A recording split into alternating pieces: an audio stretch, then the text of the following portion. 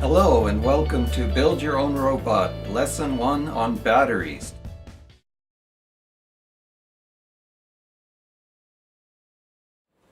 Here we're looking at sizes and types of batteries. Now this is by no means all the types of batteries, but this is a little bit of a sample of probably thousands of types of batteries that are available in the world. But some of these are fairly common and some are not.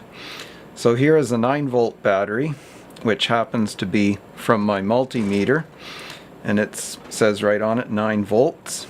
And next to it we have what we call a C-cell size battery, which is 1.5 volts marked on it somewhere. And next to it is what we call the AA battery, and that's also 1.5 volts, but you can see that it's much smaller than the C-cell battery. And next to the AA we have the AAA battery, which again is 1.5 volts, but again it's in a smaller size than these other two.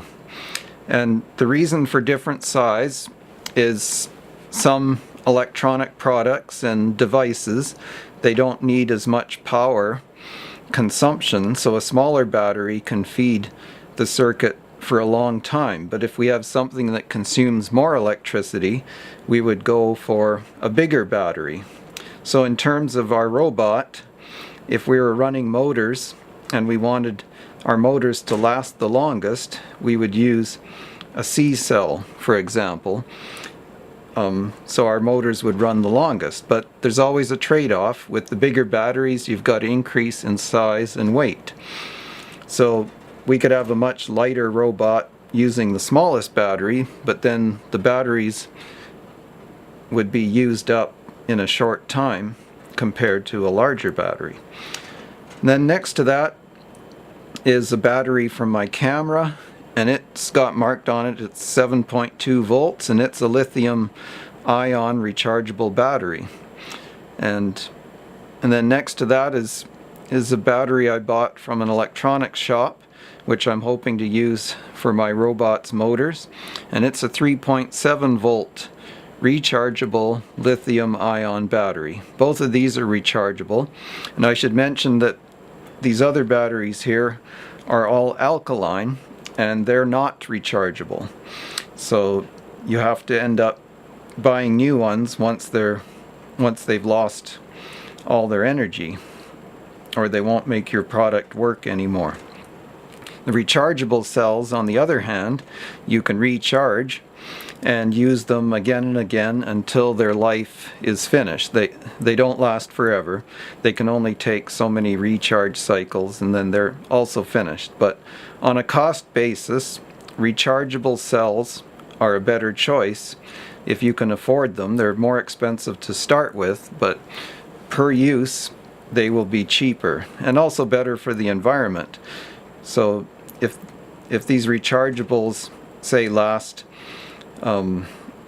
say 5 years, I'd be using a lot of these one-time use batteries in that 5-year period.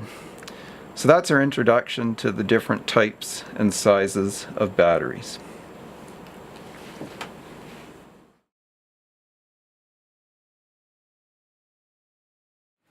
Okay, now we're going to look at battery voltage, polarity, and current. And I guess I should start with polarity first. As you can see, the battery is marked with the plus, and some batteries also have a mark showing minus. Now the reason they have a plus and a minus is because batteries are what we call direct current, and all batteries give what we call direct current. That means current flows in one direction only. And according to conventional current theory, current flows from the positive terminal of the battery to the negative terminal of the battery when we connect a circuit to it. And in this lesson I'm going to introduce my multimeter, and I have my multimeter set to the DC voltage mode so we can read the voltage of this battery. Now the battery states on it it's a 1.5 volt battery, but batteries won't be exactly what they say, but that's its typical operating characteristic is 1.5 volts. So now here I'm measuring and it says 1.601 or 602 volts. So this is a new battery. When batteries are new, they're very frequently higher than the voltage that is marked on them. And then as you use them and as current is consumed from the battery and the chemicals are wearing down in the battery, the voltage will get lower and lower. So when your robot or your electronic product starts not working right, lots of times you'll read the voltage as 1.4 or 1.3 volts. It all depends on the device. Some devices can go longer and use a lower voltage without erratic operation. So that's the voltage. And current, there's a very small amount of current flowing, what we call conventional current, from positive through to negative going through my multimeter circuit. But it's a very small current because the multimeter has what they call a very high impedance input. So it's taking very little current to try not to alter what it's measuring for voltage. And when we have the robot motors hooked up to the batteries, then much more current is flowing from positive to negative.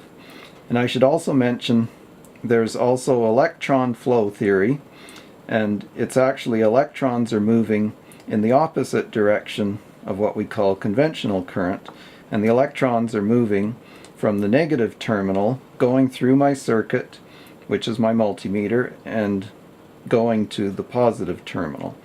So just so you know that there's two ways to look at current flow. So electron flow and what we call conventional current flow theory. But polarity is important, and you'll notice the red lead of my multimeter, that's to be hooked up to the positive, and black is indicative of negative when we have a direct circuit, a direct current circuit.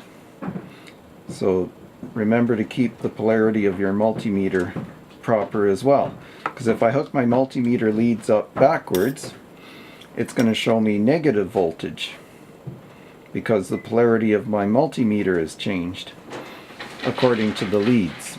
So here you see negative 1.602 volts.